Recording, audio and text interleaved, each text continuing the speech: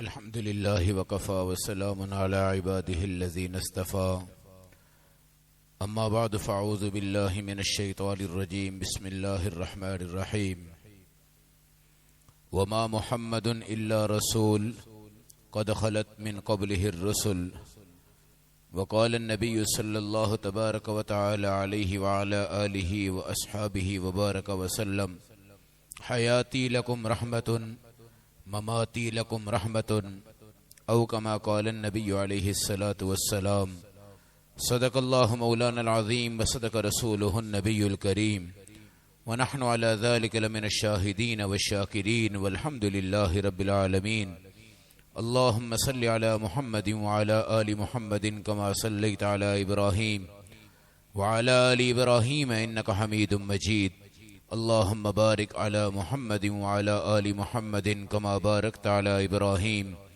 وعلى آل إبراهيم إنك حميد مجيد.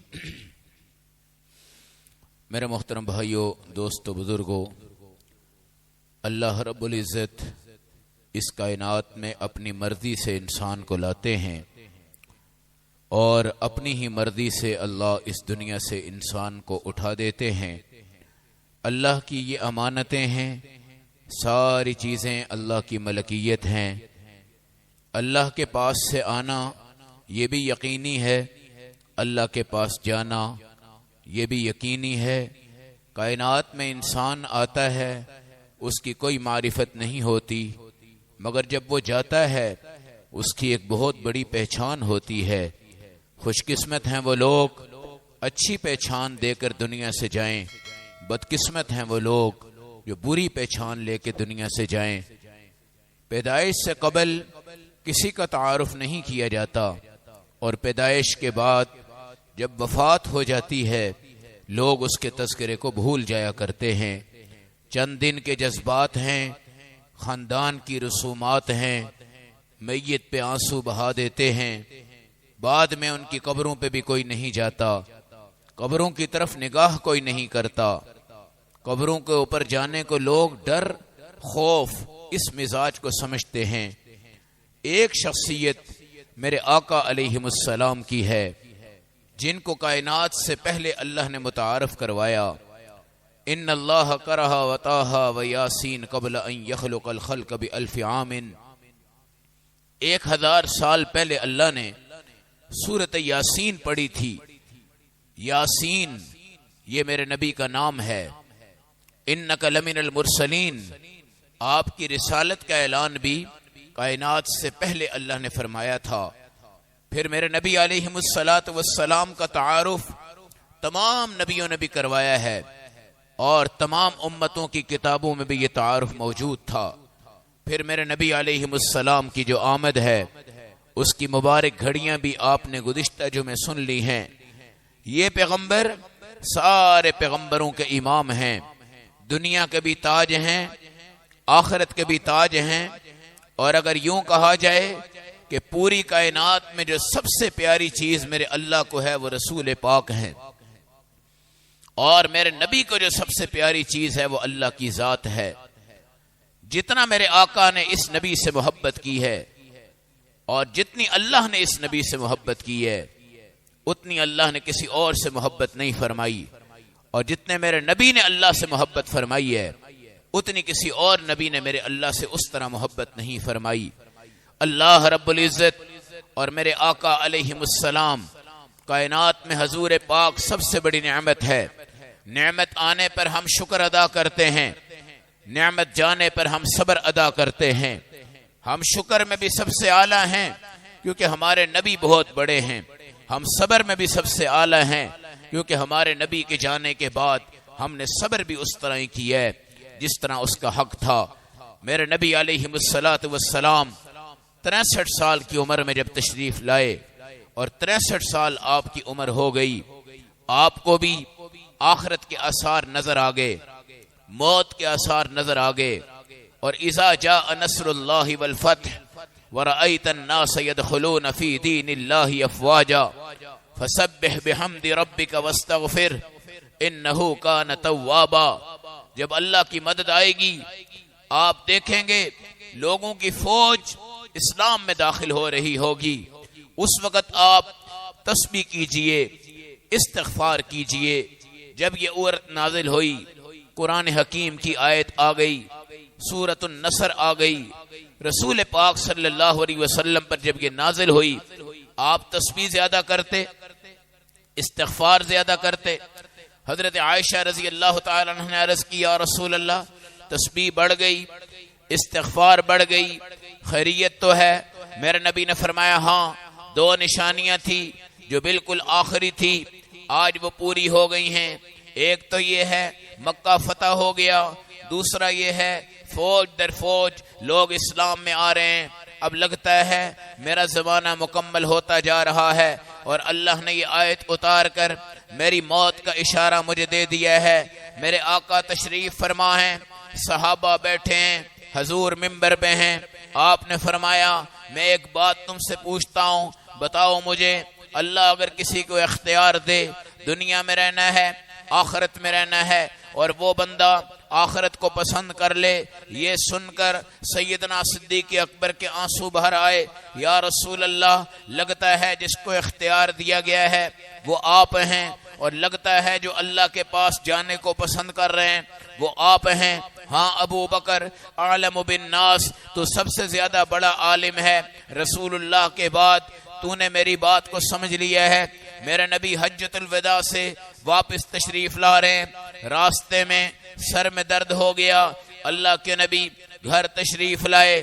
اما عائشہ کی اس دن باری تھی، حضور پاک کی زوجہ حضرت عائشہ کے سر میں بھی درد شروع ہو گیا۔ یا رسول اللہ، آج عائشہ کے سر میں درد ہے۔ میرے نبی نے فرمایا عائشہ تیرے سر میں درد ہے، مگر محمد صلی اللہ علیہ وسلم کے سر میں اس سے بھی زیادہ ڈر بھی ہے، خوف بھی ہے، اپنی طبیعت کا نہیں بلکہ امت کی فکر ہے، اور اپنے سر کے اندر درد بہت زیادہ محسوس کر رہا ہوں۔ میرے نبی کو بھی درد، حضرت عائشہ کو بھی درد۔ اللہ کے نبی مسکرا گئے، کہنے لگے عائشہ اگر تیرا درد تیری جان لے لے تجھے کیا ڈر ہے، میں تیرا جنازہ بھی پڑھا دوں گا، تجھے دفن بھی کر دوں گا، تیرے بعد دعائے مغفرت بھی کر دوں گا، رسول پاک کی امامت میں تیری جنازہ ہو جائے گی۔ یہ میرے نبی نے مذاق کیا۔ ادھر سے حضرت عائشہ نے بھی مذاق کے طور پہ کہا یا رسول اللہ اگر میں دنیا سے چلی بھی جاؤں آپ کو کیا ہے، آپ کوئی اور دلہن لے آئیں گے، اور بیویاں بدل جاتی ہیں اور آ جاتی ہیں۔ یہ مذاق چل رہا تھا۔ میرے نبی نے فرمایا عائشہ تیرا درد ٹھیک ہو جائے گا، میرے درد کے متعلق لگتا ہے کہ یہ آخری درد ہے، اور میں اس کے بعد شاید اس دنیا میں نہ رہوں گا۔ باتیں شروع ہو گئی، حضور کی بیماریاں شروع ہو گئی، آپ بڑھتے رہے، سر درد کے بعد بخار چڑھا، بخار اتنا سخت کہ آپ کے ماتھے پر پٹیاں کی گئی، مگر حضرت علی کہتے ہیں میں ہاتھ پٹی پہ رکھتا شدید گرم ہو جاتی، پھر پٹی رکھتا شدید گرم ہو جاتی۔ حضرت فاطمہ آ گئی، یا رسول اللہ اتنا بخار ہے، کیا اللہ آپ کی تکلیف نہیں دیکھ رہا؟ فرمایا ہاں فاطمہ، اللہ کی قسم جتنی تکلیف اللہ نبیوں کو دیتے ہیں امت کو نہیں آتی، جتنے مصائب نبیوں پہ آتے ہیں امت پہ نہیں آتے۔ نبی چونکہ امام ہوتا ہے، سب سے بڑی جنت کا وارث ہوتا ہے، جتنی بڑی تکلیفیں آ جائیں اللہ اتنی بڑی جنت عطا فرما دیتے ہیں۔ حضرت فاطمہ اپنے ابا جی کے پاس بیٹھی ہیں اور سر پہ ہاتھ پھیر رہی ہیں، مشکیزے سے پانی بھر رہی ہیں، ابا جی کو پلا رہی ہیں، بخار بڑھتا جا رہا ہے۔ میرے نبی علیہ السلام حضرت میمونہ کے گھر میں ہیں، بیماری بڑھ گئی، صحابہ کو پتہ لگتا گیا۔ رسول پاک علیہ السلام نے فرمایا میری باری عائشہ کے گھر میں کب آئے گی؟ ساری ازواج مطہرات نے مشورہ کیا کہ رسول پاک کی تکلیف بڑھ گئی، تکلیف کے دنوں میں اللہ کے نبی تشریف لاتے، نماز پڑھاتے، مگر جب 5 دن آپ کی تکلیف آخری تھی اس میں رسول پاک صلی اللہ علیہ وسلم بے ہوشی کی حالت میں چلے گئے۔ بلال کی اذان ہوئی، حضور نے فرمایا پانی لاؤ، وضو کیا، بے ہوش ہو گئے۔ پھر آپ نے پوچھا نماز ہو گئی؟ کہا نہیں ہوئی یا رسول اللہ، آپ کا انتظار ہے۔ پھر آپ نے دوبارہ پانی منگوایا، وضو کیا، پھر بے ہوش ہو گئے، پھر میرے نبی نے پوچھا نماز ہو گئی؟ نہیں یا رسول اللہ۔ پھر آپ بے ہوش ہوئے، پھر تیسری بار آپ نے پوچھا نماز ہو گئی؟ نہیں یا رسول اللہ۔ پھر رسول کریم صلی اللہ علیہ وسلم نے فرمایا عائشہ جاؤ ابو بکر کو حکم دے دو وہ نماز پڑھائے لوگوں کو۔ صحابہ کے اندر ابو بکر صدیق ہیں۔ حضرت عائشہ نے کہا یا رسول اللہ میرے ابا بڑے نرم دل ہیں، اگر ان کو یہ پتہ چل گیا آج میرے نبی کی ہمت ٹوٹ گئی ہے، آج میرے نبی مسجد میں نہیں آ سکتے، آج رسول پاک کی امامت نہیں ہو سکتی، ابو بکر برداشت نہیں کریں گے، یا رسول اللہ آپ کسی اور کو حکم دیجئے۔ فرمایا نہیں، ابو بکر کو حکم دے دو، فَلْيُصَلِّ بِالنَّاسِ، وہ لوگوں کو نماز پڑھائے۔ جس وقت بلال اذان دے کر آئے، رسول پاک کے حجرہ میں آئے، میرے نبی کے چہرے کو دیکھا، غم کے آثار بھی بڑھ گئے، بخار تیز، سر درد تیز، پٹی آپ نے سر پہ باندھی۔ بلال کہہ رہے ہیں یا رسول اللہ آئیے نماز پڑھائیے۔ میرے نبی نے فرمایا نہیں بلال اب میں آگے نہیں بڑھ سکتا، جاؤ ابو بکر صدیق کو حکم دے دو وہ نماز پڑھائیں۔ بلال کہتے ہیں میں نے سر پہ ہاتھ رکھا، دباتا جا رہا تھا، آنکھوں سے آنسو بہاتا جا رہا تھا، زبان لرزتی جا رہی تھی، جسم کانپتا جا رہا تھا۔ نبی علیہ السلام کی زندگی کی امیدیں آہستہ آہستہ دم توڑتی جا رہی تھی۔ میں کہا کرتا تھا کاش میری ماں مجھے نہ جنتی اور آج میں نبی کے آخری مراحل کو نہ دیکھتا، میں کیسے برداشت کر سکتا ہوں یہ رسول پاک دنیا سے جائیں اور بلال ان کو دیکھتے رہیں۔ میں تو اشہد ان محمد رسول اللہ پڑھتا تھا، فوراً آ کر نبی کا چہرہ دیکھتا تھا، اب یہ نہ رہے تو میں کس کا چہرہ دیکھوں گا۔ بلال آگے آئے، سیدنا ابو بکر صدیق سے کہا نماز پڑھا دیجئے۔ ابو بکر صدیق نے سنا، سمجھ گئے کہ رسول پاک کی طبیعت بہت زیادہ بگڑ چکی ہے۔ حضرت ابو بکر برداشت نہیں کر سکے، آنسو گرتے رہے، فرش پہ گرے، بے ہوش ہو گئے۔ کافی دیر کے بعد ہوش آیا، پھر کہا ابو بکر آپ کو حکم آ رہا ہے نماز پڑھائیے۔ صحابہ نے دیکھا حضور نہیں آ رہے، امام ابو بکر بن گئے ہیں، حضور پاک کی طبیعت بگڑ رہی ہے۔ صحابہ کی چیخیں نکلی، آوازیں بڑی، میرے نبی کے کمرے میں آواز آ گئی، پوچھا کیا ہوا ہے؟ یا رسول اللہ ابو بکر بھی رو رہے ہیں، صحابہ بھی رو رہے ہیں۔ میرے نبی نے فرمایا علی کو بلاؤ، عباس کو بلاؤ، دونوں کو بلایا گیا۔ نبی علیہ السلام نے ان کے کندھوں پہ سہارا پکڑا، حضور پاک پاؤں کو گھسیٹتے ہوئے مسجد میں تشریف لائے۔ ابو بکر صدیق نماز میں کھڑے تھے، میرے نبی کو دیکھا آپ تشریف لا رہے ہیں، پیچھے آنا چاہتے تھے، میرے نبی نے فرمایا نہیں ابو بکر ٹھہر جاؤ میں ادھر آ رہا ہوں۔ اللہ کے نبی تشریف لائے، ابو بکر صدیق کی ایک نماز کی رکعت ہو چکی تھی، پھر میرے نبی علیہ السلام بھی کھڑے رہے، امامت رسول پاک نے کروائی، بعض روایتوں میں ہے امامت ابو بکر نے کروائی۔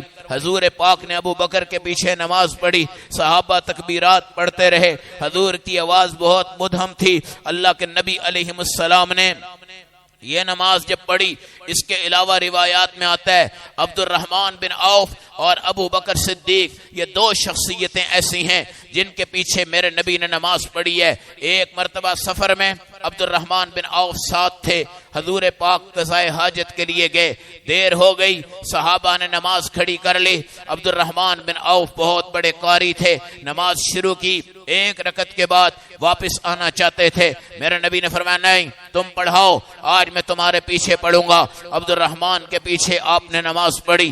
تین نمازیں وہ ہیں جو میرے نبی علیہ السلام نے سیدنا ابو بکر صدیق کے پیچھے خود پڑھی ہیں۔ 17 نمازیں وہ ہیں جو رسول پاک کی بیماری کی وجہ سے ابو بکر صدیق نے امامت کے طور پہ حضور کی زندگی میں مسجدوں میں پڑھائی ہیں۔ اس کے علاوہ اور کسی صحابی کے پیچھے مقتدی کی حیثیت سے میرے نبی نے نماز نہیں پڑھی، اور میرے نبی کی حدیث ہے نبی دنیا میں اس وقت تک نہیں دنیا سے جاتا جب تک کہ اپنی امت کے کسی نیک آدمی کے پیچھے وہ نبی نماز نہ پڑھے، اور نیک آدمیوں میں ایک عبد الرحمن بن عوف امام بنے ہیں، دوسرے سیدنا ابو بکر صدیق بنے ہیں۔ سارے صحابہ اللہ والے ہیں، رسول پاک کے صحابہ ہیں، مگر یہ رتبہ ان دو صحابہ کو حاصل ہوا ہے۔ اللہ کے نبی علیہ السلام کی بیماری بڑھتی گئی، حضور صلی اللہ علیہ وسلم نے فرمایا سب کے دروازے بند کر دیے جائیں، ابو بکر کا دروازہ بھی کھلا رہے، کھڑکی بھی کھلی رہے، مجھے ابو بکر کے دروازے سے ایک نور نظر آتا ہے۔ پھر رسول کریم صلی اللہ علیہ وسلم کی بیماری کے دوران اما فاطمہ تشریف لائی، آخری بالکل مراحل تھے، رونے لگی، کرہنے لگی، چیخ پیدا ہو گئی، ہائے ہائے کرنے لگی، آنسو بہہ گئے۔ میرے نبی نے اپنی پیاری بیٹی کو بلایا، بلانے کے بعد اپنے ہاتھ مبارک سے ان کے آنسو صاف کیے، سر پہ ہاتھ پھیرا، بیٹا لگتا ہے تیرا اللہ اب تیرے ابا کو اپنے پاس بلا رہا ہے اور میں دنیا کے بجائے اپنے رب کے پاس جانا چاہتا ہوں۔ حضرت فاطمہ رو پڑی، صحابہ رو پڑے، آنسو گرتے رہے۔ میرے نبی نے دیکھا فاطمہ چپ نہیں ہو رہی،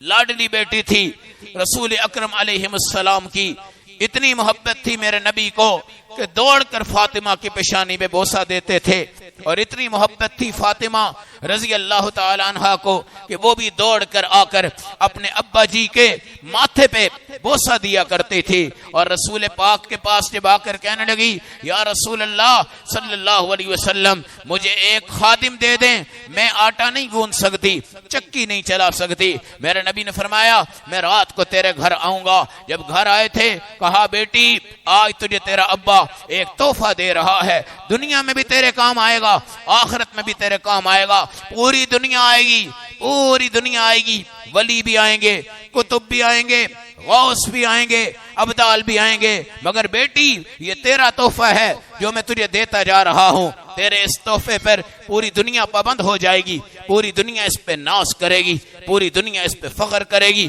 یا رسول اللہ بتائیے، آپ نے فرمایا 34 بار اللہ اکبر پڑھا کر، سبحان اللہ 33 بار پڑھا کر، الحمدللہ 33 بار پڑھا کر، یہ تسبیحات فاطمی ہے۔ ہر مسجد کی نمازوں میں تسبیحات فاطمی ہم پڑھتے ہیں، آپ پڑھتے ہیں، ساری دنیا پڑھتی ہے۔ میرے نبی کا اپنی بیٹی کو یہ تحفہ ہے تسبیحات فاطمی۔ اما فاطمہ کہتی ہیں جب سے میرے ابا نے مجھے یہ تحفہ دیا ہے مجھے نوکر کی ضرورت نہیں پڑی، خادم کی ضرورت نہیں پڑی، مجھے تھکاوٹ نہیں ہوئی، مجھے مسئلہ نہیں ہوا، میرے چہروں کے داغ بھی ختم ہو گئے، میں بالکل تندرست ہو گئی۔ تسبیحات فاطمی آج ہر مسلمان پڑھتا ہے، ہر نمازی پڑھتا ہے، ثواب ان کو جا رہا ہے، ان کی قبر پر نور بھرتے جا رہے ہیں، ان کی آخرت کو بلند کیا جا رہا ہے۔ حضور صلی اللہ علیہ وسلم نے بیٹی کی بے چینی کو دیکھا، قریب بلایا اور کانوں میں کہا بیٹی میں دنیا سے جا رہا ہوں، رو پڑی۔ پھر دوسرے کان میں کہا بیٹی گھبرانا مت، میں دنیا سے جا رہا ہوں، لیکن اللہ رب العزت میری وفات کے بعد سب سے پہلے میری ملاقات تجھ سے کروائے گا اور میرے بعد تو دنیا سے آئے گی۔ حضرت فاطمہ مسکرانے لگی۔ صحابیات نے پوچھا فاطمہ تیرے کانوں میں نبی نے کیا بات کہی تھی؟ کہا وہ میرے ابا کا راز ہے، میں کسی کو نہیں بتاؤں گی۔ میرے نبی کی وفات کے بعد حضرت عائشہ نے پوچھا اے فاطمہ اب تو ہمیں بتا دے نبی نے تیرے کانوں میں کیا کہا؟ میرے اللہ رسول صلی اللہ علیہ وسلم اور حضور پاک کی بیٹیاں اور ان کی امانت داری، اللہ کی قسم آج مسلمانوں کو اس پہ فخر ہے۔ کہا میرے نبی نے میرے کان میں کہا تھا میں دنیا سے جا رہا ہوں، میں رو پڑی۔ پھر میرے نبی نے فرمایا بیٹی گھبرانا مت، تو بھی دنیا سے آئے گی، میرے بعد آئے گی، میری تیری ملاقات انشاءاللہ جنت میں اللہ کروائے گا۔ یہ سن کر میں مسکرا پڑی۔ حضرت فاطمہ رضی اللہ تعالی عنہا کو تسلی، حسن کو بلایا، حسین کو بلایا، ماتھوں کو چوما، سر پہ ہاتھ پھیرا۔ حضرت علی آئے، نبی کے غم، تکلیف، ان تمام چیزوں کو دیکھ کر حضور پاک کے سامنے دو زانو ہو کے بیٹھ گئے، اور رسول پاک ہلکا ہلکا رو بھی رہے، اپنے نواسوں کو دیکھ رہے ہیں، حضرت علی کو دیکھ رہے ہیں۔ رسول کریم صلی اللہ علیہ وسلم کے آخری ایام حضرت عائشہ کے گھر میں تمام بیویوں کے اتفاق سے طے کر دیے گئے۔ اللہ کے نبی کا بخار بڑھ رہا ہے، اللہ کے نبی کی تکلیف بڑھ رہی، اللہ کے نبی کے آخری اوقات آتے جا رہے ہیں۔ اسرائیل آ گئے، یا رسول اللہ میں آپ کی روح قبض کرنے آیا ہوں۔ کہا نہیں، جب تک کہ میرا بھائی جبرائیل نہیں آتا اس وقت تک روح قبض نہ کرنا۔ جبرائیل آگے، اللہ کے نبی علیہ السلام کی ملاقات ہوئی۔ پھر کہا گیا یا رسول اللہ آپ کو اختیار ہے، دنیا میں رہنا چاہیں اللہ رکھیں گے، آخرت میں آنا چاہیں، آپ آخرت میں آنا چاہیں، اللہ اس چیز کو بھی پسند فرما رہے ہیں، مرضی آپ کی ہے، مرضی آپ کی ہے۔ آپ نے فرمایا نہیں، اللہم بالرفیق الاعلی، میں اب اللہ کے پاس جانا چاہتا ہوں، اور ساری دنیا یاد رکھے سب سے پیارا، سب سے حسین، سب سے افضل، سب سے اعلیٰ، زمینوں کا فخر، سورج کا فخر، چاند کا فخر، اول کا امام، آخر کا امام، جانوروں کا پیارا، انسانوں کا پیارا، نبیوں کا پیارا، رسولوں کا پیارا، اللہ کے فرشتوں کا پیارا، ہر چیز کا پیارا، آج اللہ کا پیارا ہو رہا ہے، اور اللہ تمہیں دنیا سے بتا رہا ہے، ماں جائے گی تمہاری، باپ جائے گا تمہارا، بھائی جائے گا تمہارا، بہن جائے گی تمہاری، بیٹی جائے گی تمہاری، بیٹا جائے گا تمہارا، مگر رسول پاک کے منظر وفات حفظ کر لینا، منظر وفات کو یاد کر لینا، منظر وفات کو ذہنوں میں رکھنا، منظر وفات سمجھ جانا۔ جب تم یہ سمجھو گے، اللہ کی قسم تمہیں اپنے مرنے والوں پہ غم نہیں ہوگا، تمہیں پتا ہوگا میرا بیٹا کہاں جا رہا ہے، جہاں اللہ کے نبی ہیں، اور میری والدہ کہاں جا رہی ہے، جہاں اللہ کے نبی ہیں، اور میری اولاد کہاں جا رہی ہے، جہاں اللہ کے نبی ہیں۔ قبر کوئی نئی چیز نہیں، میرے نبی کا فرمان ہے، میری وفات سے قبل اللہ نے مجھ سے کہا جاؤ جنت البقیع کے قبرستان میں مغفرت کی دعا کرو، دوسرے دن پھر کہا گیا جاؤ وہاں پر مغفرت کی دعا کرو، تیسرے دن پھر کہا گیا جاؤ وہاں پہ مغفرت کی دعا کرو، چوتھے دن یہ کہا گیا احد والوں کے پاس جاؤ اور ان کے لیے بھی مغفرت کی دعا کر کر آؤ۔ مجھے اللہ بتانا چاہتے تھے نبی آ جاؤ قبرستان میں گھومو، اس قبرستان میں آپ کی زوجہ بھی ہے، اس قبرستان میں آپ کے عثمان بھی ہیں، اس قبرستان میں آپ کے بیٹے ابراہیم بھی ہیں، اس قبرستان میں آپ کے صحابہ بھی ہیں، اس قبرستان میں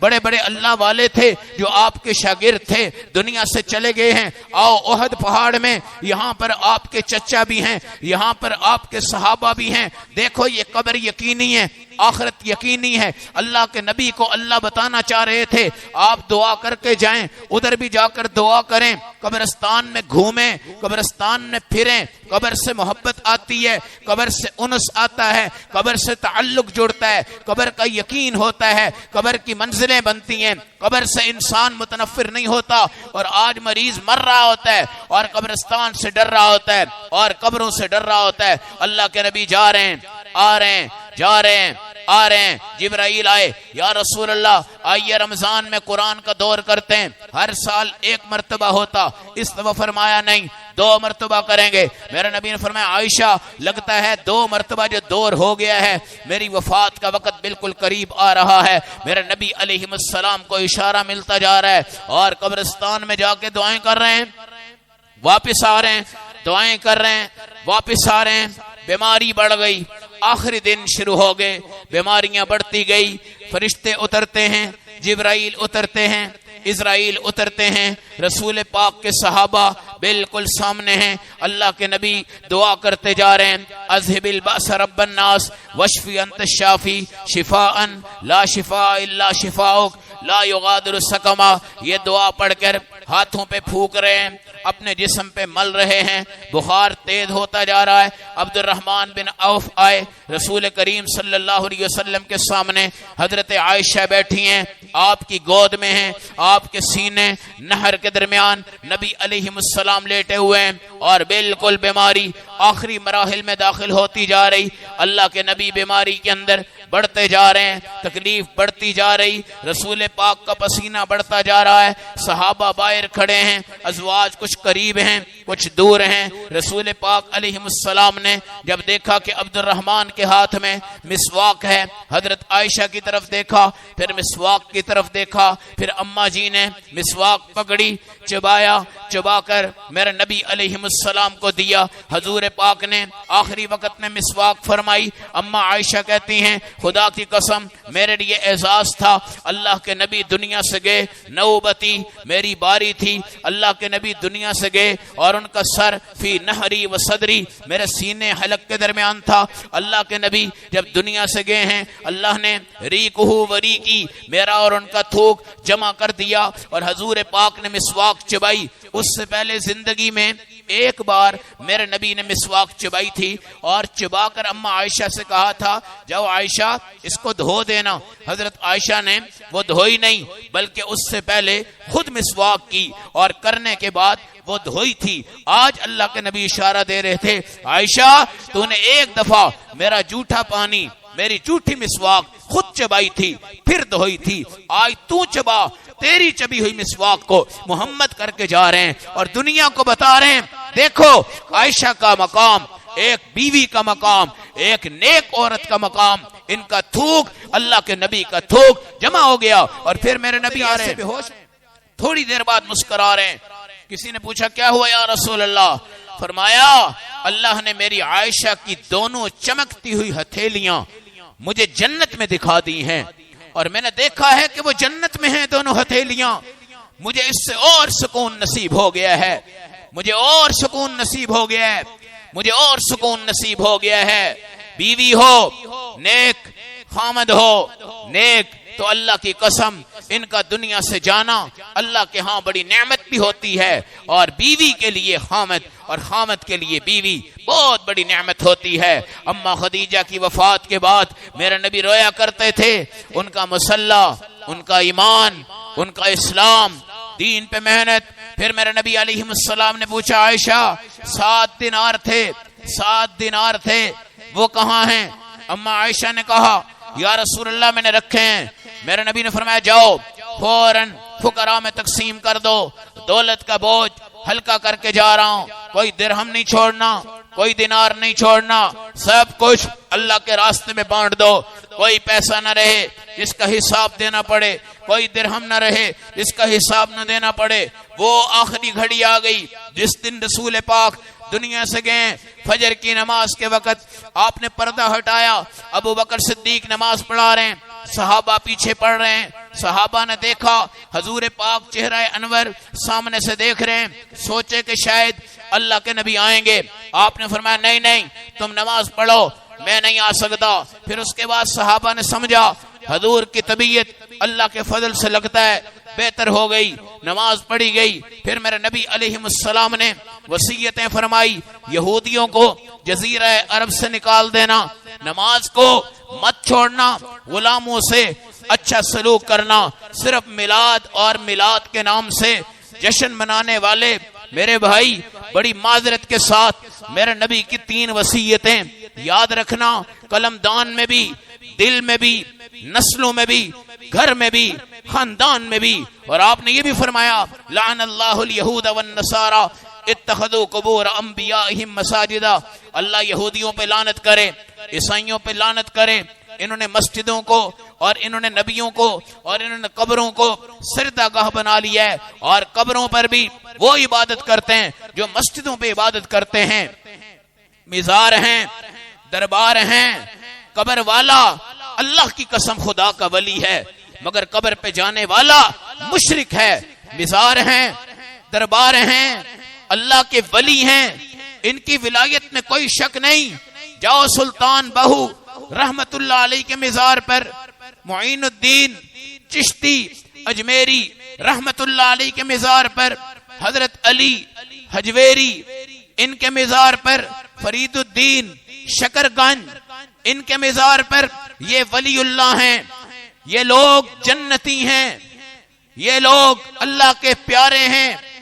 ان کی ذات میں صفات میں کوئی شک نہیں, اللہ کے مقرب ترین انسان ہیں. مگر اس وقت وہاں پر جانے والا جو ان کو خدا بنا دیتا ہے, سجدے کر دیتا ہے, بیٹے مانگ لیتا ہے, جب تک درباروں پہ نہ جائے اس وقت تک میاں اور بیوی آپس میں رات کو ملاقات نہیں کرتے. پگڑیاں وہاں چھوڑ جاتے ہیں, دوپٹے وہاں چھوڑ جاتے ہیں, چادریں وہاں چڑھا جاتے ہیں, دیگوں پہ دیگیں تقسیم ہوتی جا رہی ہیں. یہ مزاروں کی بے حرمتی ہے, درباروں کی بے حرمتی ہے. آپ ان اللہ کے ولیوں کو بدنام نہ کرو, ان کے دائیں بائیں ہاں واہ نہ کرو. یہاں پر گانے بجانے, موسیقی, فلمیں, ان تمام چیزوں کو چھوڑ دو. میرے نبی نے بھی فرمایا تھا لعنت ہو یہودیوں پر, لعنت ہو عیسائیوں پر. انہوں نے قبروں کو بھی مسجدیں بنا لیا ہے, اور آج واقعتاً ہمارے ایشیا میں قبروں کو مسجد بنا لیا گیا ہے. جس عقیدت سے لوگ وہاں جاتے ہیں اس عقیدت سے خدا کی قسم وہ مسجدوں میں نہیں آتے. یہ سمجھو، ان چیزوں کو سمجھو. یہودیوں کو نکالو جزیرہ عرب سے. نماز کا اہتمام کرنا، غلاموں سے اچھا سلوک کرنا، یہ وصیتیں ہیں. پھر میرے نبی نے فرمایا لاؤ ایک کتابچہ، میں تمہیں کچھ لکھ کے دینا چاہتا ہوں. حدیث کرتاس اس کو کہتے ہیں. اہل تشیع لوگ کہتے ہیں حضرت عمر نے اس وقت کہا کتاب نہ لانا، لکھنا مت.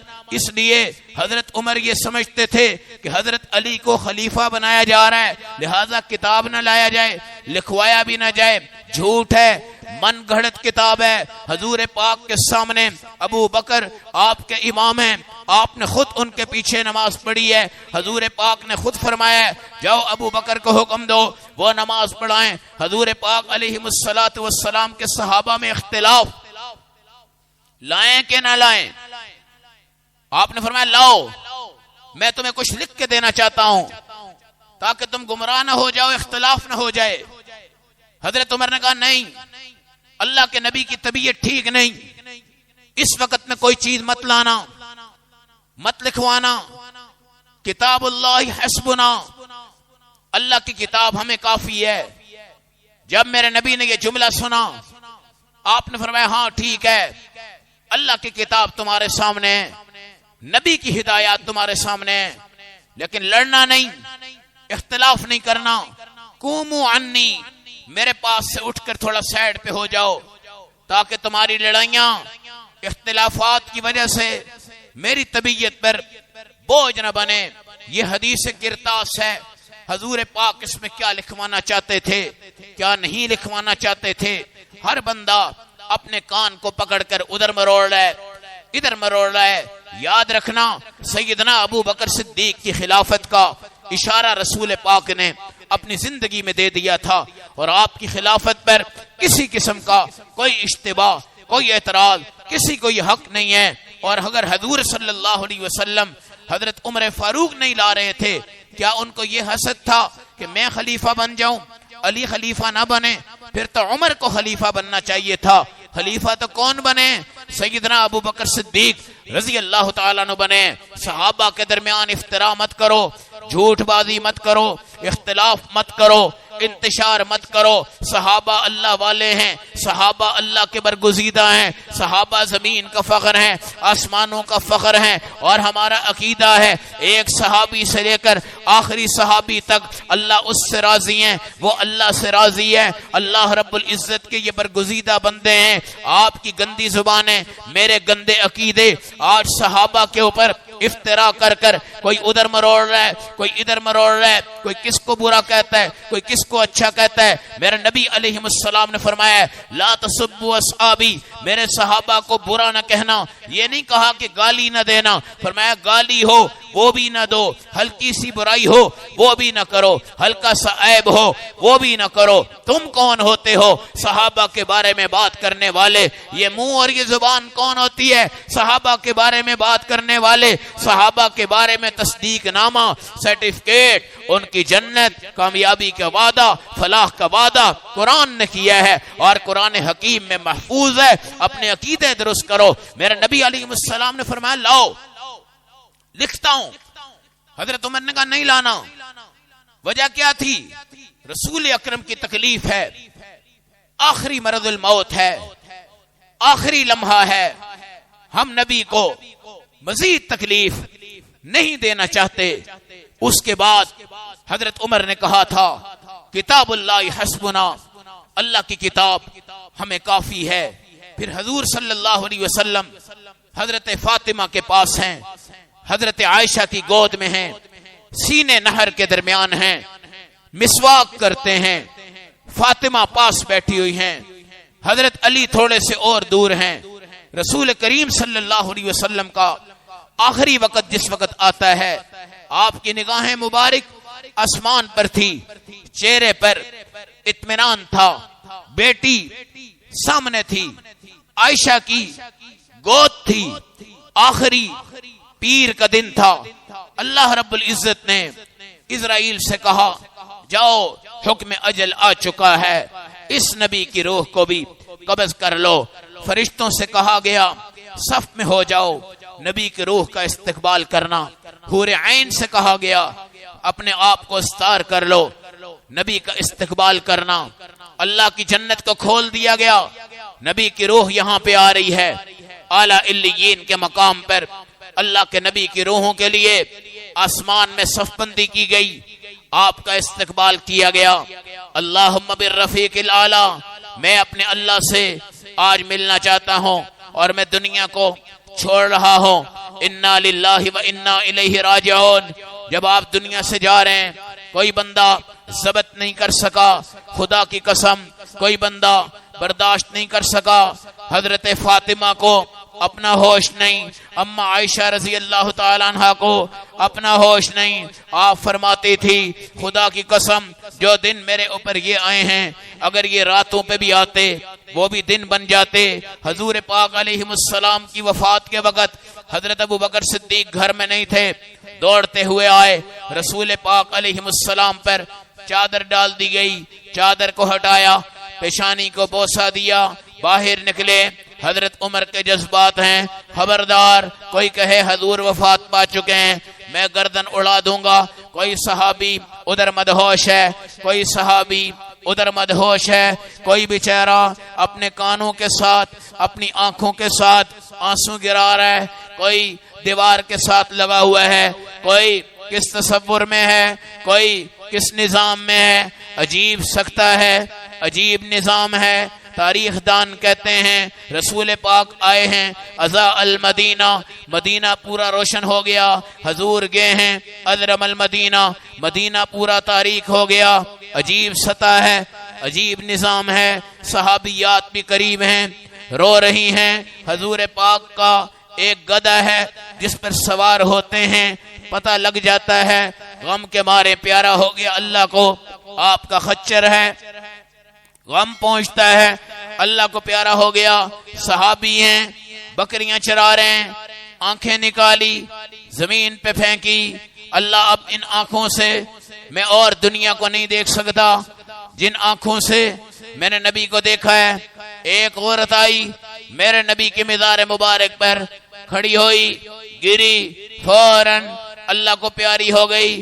حضرت علی آ رہے ہیں، اما فاطمہ بلا رہی، حسن آ رہے ہیں، بلا رہی، کیسے تم نے میرے ابا کو قبر اتھر میں ڈالا ہے؟ رسول پاک کے غسل کے لیے حضرت علی کو لایا گیا، حضرت عباس کو لایا گیا، حضرت عباس کے دو بیٹوں کو لایا گیا، غسل آپ کو دیا گیا، قمیض نہیں اتاری گئی، اسی میں غسل دیا گیا۔ حضرت علی کہتے ہیں میں ہاتھ پھیرتا جا رہا تھا مگر میرے نیچے کوئی اور ہاتھ تھے جو رسول پاک کو غسل دیتے جا رہے تھے، وہ فرشتے اللہ نے اتارے تھے۔ حضور صلی اللہ علیہ وسلم کے پیٹ کو میں نے دبایا، شاید کوئی نجاست نکلے۔ علی کہتے ہیں اللہ کی قسم کوئی گندگی نہیں، کوئی ہوا نہیں، پاکیزہ آگے پاکیزہ چلے گئے۔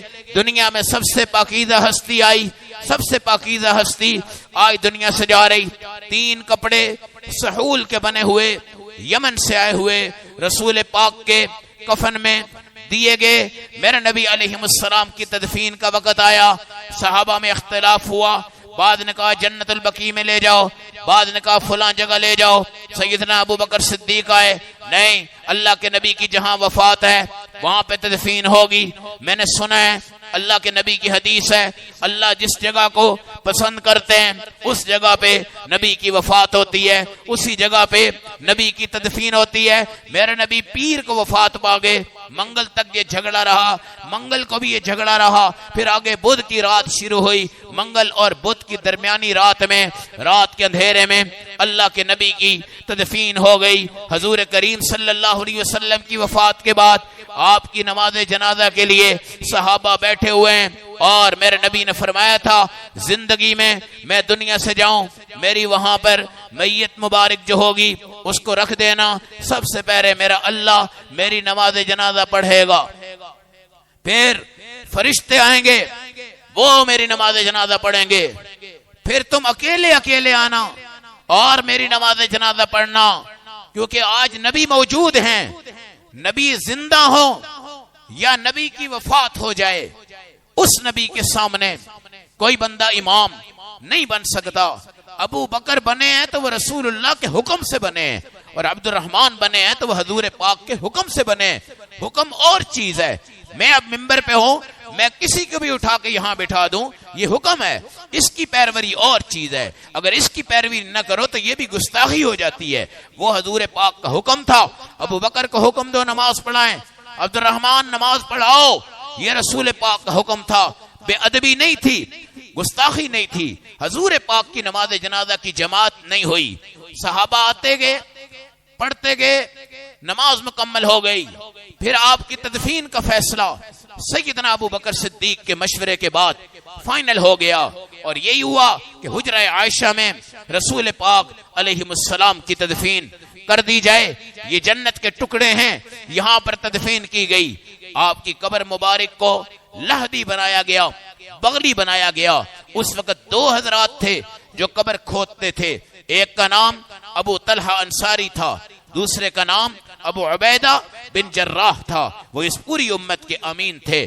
حضرت عمر نے کہا ایک ساتھی بھیج دو, ان میں سے جو بھی مل جائے اس کو لے آئیں. جب ساتھی گیا, دیکھا کہ حضرت ابو طلحہ وہاں موجود تھے, عبد الرحمن نہیں تھے. ابو طلحہ کو بلایا گیا اور آپ کی بغلی قبر تیار کی گئی, اور اس بغلی قبر میں میرے نبی علیہ السلام کو 5 صحابہ نے اتر کر زمین میں اتارا, اور اس کے بعد رسول کریم صلی اللہ علیہ وسلم کی یہ قبر مبارک کی تکمیل بھی مکمل ہو گئی. یہ پیر کا دن تھا, 12 ربیع الاول تھی, حضور پاک کی وفات کا دن تھا.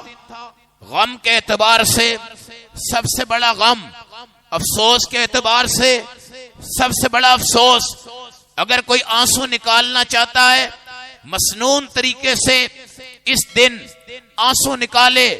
12 ربیع الاول نبی پاک کی وفات کا تذکرہ ہے, اور حضور نے فرمایا میری زندگی بھی رحمت ہے, میری وفات بھی رحمت ہے. زندگی کے بعد 23 سال کی نبوت میں میری رحمت سے تمہیں قرآن ملا, پورے جہاں میں رسول پاک کی امامت تمہیں عطا کی گئی. میری وفات کے بعد بھی میں تمہارے لیے رحمت بن کر جاتا ہوں, کیونکہ تم روزانہ نماز میں درود پڑھو گے, یہ بھی میں تمہارے لیے رحمت بنوں گا. اذان پڑھو گے میں رحمت بنوں گا, نماز پڑھو گے میری آنکھ ٹھنڈی کرو گے میں رحمت بنوں گا. جمعرات کے دن تمہارے عمل پیش ہوں گے, میں تمہارے لیے دعائیں کروں گا, میں رحمت ہوں. میرے روضہ پہ آؤ گے جنت ملے گی, رحمت ہوں. میں تمہاری خواب میں بھی تمہیں آ جاؤں, میں حقیقت میں تمہیں ملوں گا, میں تمہارے لیے رحمت ہوں. میرے نام پر صرف اپنے بچے کا نام بھی رکھ لو گے, تمہاری جنت تمہیں نصیب ہو جائے گی. میں تمہارے لیے رحمت ہوں. میری قبر پر کچھ بھی پڑھ کر بھیجو گے, عام مردوں کے حق میں پتہ نہیں قبول ہوتا ہے کہ نہیں, مگر میرے روضہ پہ جو آئے گا ہر حال میں انشاءاللہ قبول ہوگا. وہ رحمت ہے. میرے نام پر اب بھی تم قربانی کرو گے قبول ہو جائے گی, رحمت ہے. میرے نام پر کوئی بھی کام کرو گے تمہارا قبول ہوگا, رحمت ہے. میں وہ پیغمبر ہوں جو اپنی قبر میں ہوں, مگر میری مثال اس سورج کی طرح ہے جو پوری دنیا کو روشن کرتا جا رہا ہے. میری مثال اس سورج کی طرح ہے جو آج بھی کافر کے گھر پہ برستا ہے, آج بھی منافق کے گھر پہ بھی لگتا ہے, آج مسلمان کے گھر پہ بھی لگتا ہے, آج یہودیوں کے ملک میں بھی لگ رہا ہے, آج عیسائیوں کے ملک میں بھی لگ رہا ہے, آج پوری دنیا میں لگ رہا ہے. میرا اللہ کہتا ہے خدا کی رحمت کا تقاضا ہے سورج پوری دنیا پہ لگے, اور نبی کی رحمت کا تقاضا ہے کہ نبی اپنے روضہ میں ہے, پوری دنیا کو معطر کر رہا ہے, پوری دنیا کو مزین کر رہا ہے, پوری دنیا کو اللہ کے نبی کے روضہ سے بھی اس وقت فائدہ حاصل ہو رہا ہے. اور اللہ کے نبی کا روضہ آج بھی ہماری جنت کا ذریعہ ہے, آج بھی ہماری مغفرت کا ذریعہ ہے, آج بھی ہمارے دیدار کا ذریعہ ہے, آج بھی ہماری نجات کا ذریعہ ہے. یہ قبر والے, دربار والے, مزار والے, ذرا زندگی میں سوچا کرو کہ میں اپنے باپ کی قبر پر وہ عمل کروں گا جو میرے نبی کے روضہ پہ ہو رہا ہے, اور میں اپنی ماں کی قبر پر وہ عمل کروں گا جو میرے نبی کے روضہ پہ ہو رہا ہے. میرا بھائی دنیا سے جائے, میری بیٹی دنیا سے جائے, میرا بیٹا دنیا سے جائے. آج کل کھانے والے پیر فقیر، زندو کو کوئی نہیں پوچھتا، زندو کو کوئی نہیں پوچھتا. اور مرنے والا جب مر جاتا ہے تو ایک گلا رکھ کر ہماری ویگن، ہمارا رکشہ، موٹر سائیکل، گاڑیوں والے وہاں رکتے ہیں. 10 روپے ڈالے، 20 روپے ڈالے. کیوں ڈالتے ہو؟ کس لیے ڈالتے ہو؟ کس کو کھلانے، کس کو پلانے، کیا چیز ہے؟ میرے نبی کے روضہ پر پیسہ نہیں رکھا جاتا. میرے نبی کی زندگی کی پیدائش پر چندہ کر کر میلاد نہیں منایا جاتا. میرے نبی کے روضہ پر کوئی سجدہ نہیں ہوتا. میرے نبی کے روضہ پر تم جا کر چادر چڑھاؤ، تمہیں اس کی اجازت نہیں. گلاب چڑھاؤ، اجازت نہیں. موتیا لے جاؤ، اجازت نہیں. کچھ بھی لے جاؤ، اجازت نہیں. یہ گلاب میرے نبی کے روضہ پہ چڑھانا یہ رسول اللہ کی گستاخی ہے، اور یہ خوشبوئیں ڈالنا یہ حضور کی گستاخی ہے. خوشبو کہاں اور میرے نبی کہاں؟ گلاب کہاں اور میرے آقا کہاں؟ یہ تمہارے موتیا کے پھول کدھر اور میرے آقا کدھر؟ یہ زعفران، یہ رنگ و بو، یہ کیا چیز ہے؟ میرے آقا علیہ السلام کا مقام اور مرتبہ کیا چیز ہے؟ اس لیے میرے بھائیو، نیکی کرو مگر سمجھو کہ نیکی کر رہا ہوں. برائی ہو سمجھو کہ یہ برائی کر رہا ہوں. سب سے بڑا ناکام بندہ وہ ہے آج ہر کام کو نیکی سمجھ رہے، نیکی سمجھ رہے، نیکی سمجھ رہے، کر رہا ہے اور مر جاتا ہے. اور میرا اللہ قیامت کے دن کہے گا تیری نیکیاں کالے کپڑے میں لپیٹی گئی اور آج تیرے چہرے پہ مار دی گئی. تیری عقیدت قبول نہیں، محبت قبول نہیں. میں عرض یہ کرنا چاہتا ہوں، ربیع الاول کے مہینہ میں میرے نبی علیہ السلام کی اس وفات کو یاد کرنا، بیان کرنا، پروگراموں میں لانا. اور اب مجھے بتاؤ، اگر اتنے غم کے دن تم یہ جشن، پہاڑیاں، یہ تمام چیزیں مناتے ہو، یہ رسول پاک علیہ السلام کی روح اطہر کو تکلیف دینے کا ذریعہ ہے. حضور صلی اللہ علیہ وسلم گئے، اما عائشہ نے اسی رات ایک پڑوسن کے ہاں بندے کو بھیجا، جاؤ تھوڑا سا تیل لے آؤ. آج گھر میں تیل نہیں، آج گھر میں اندھیرا ہے. حضور چلے گئے ہیں، آج تیل نہیں. اور دنیا کو یہ بتانے کے لیے کہ رسول پاک کا گھرانہ کیا ہے، درہم ختم، دنانیر ختم، ساری چیزیں ختم. ایک اسلحہ تھا تاکہ جہاد قیامت جاری رہے. سفید خچر ایک تھا، وہ رسول پاک کا رہ گیا. یہ بھی جہاد میں استعمال ہوتا تھا. اور باقی جتنی چیزیں وہ آپ کی سیرت میں سامنے آتی جائیں گی. تو اس لیے ربیع الاول کے مہینوں کے تقاضے میں میرے نبی کی وفات ہے، اور اس وفات پر کسی کا کوئی اختلاف نہیں ہے. اور نبی جب دنیا سے گئے ہیں 1.25 لاکھ صحابہ کو چھوڑ کر اس کائنات سے پردہ فرما کر گئے ہیں. ان سب نے میرے نبی کی وفات کو لکھ کر امت کو یہ دعوت دی ہے، حضور پاک کی وفات، طریقہ وفات، غسل، طریقہ غسل، کفن، طریقہ کفن، آپ کا دفن، آپ کی نماز، آپ کی جنازہ، آپ کی تمام چیزیں، آپ کا روضہ، ان چیزوں کو بھی اپنے ذہنوں میں، اپنے مطالعہ میں، اپنے معاملات میں، اپنی تقریبات میں سنا کرو، بیان کیا کرو. اور بدعات سے، خرافات سے، ان تمام اوہامات سے بچا کرو جن سے میرا اللہ ناراض ہو جائے. اب ہم نے یہ غم کیسے بٹاتے ہیں کہ ہم رسول پاک علیہ السلام پر درود پڑھیں. غم مٹانے کا بہترین ذریعہ ہے کہ آپ مرنے کے بعد ایصال ثواب کیا کریں. جس کا غم آپ کو آ جائے درود پڑھ کے آپ اس کے لیے ثواب کر دیں. قرآن پڑھ کے ثواب بھیج دیں، نماز پڑھ کے ثواب بھیج دیں. جتنا غم آپ پہ ہوگا انشاءاللہ اتنا غم ہلکا ہوتا جائے گا. اور ہم کیا کرتے ہیں، نہ پڑھنا ہے نہ پڑھانا ہے، دیگیں پکائی، چڑھاوے چڑھائے، کھلا دیے، پلا دیے. یہ کوئی غم ختم کرنے والی چیزیں نہیں ہے. غم کیا ہے کہ میں نماز پڑھ کر باپ کے لیے دعا کر دوں، ماں کے لیے دعا کر دوں، درود پڑھوں، ماں کے لیے دعا کروں، باپ کے لیے دعا کروں، ہر چیز کرتا جاؤں. اصل حقیقت یہ ہے، اصل چیز یہ ہے، اصل آپ کی قبر کو، باپ کی قبر کو یہ چیزیں چمکاتی ہیں. اللہ ہم سب کو اعمال صالحہ اور بدعات سے اجتناب کرنے کی توفیق نصیب فرمائے.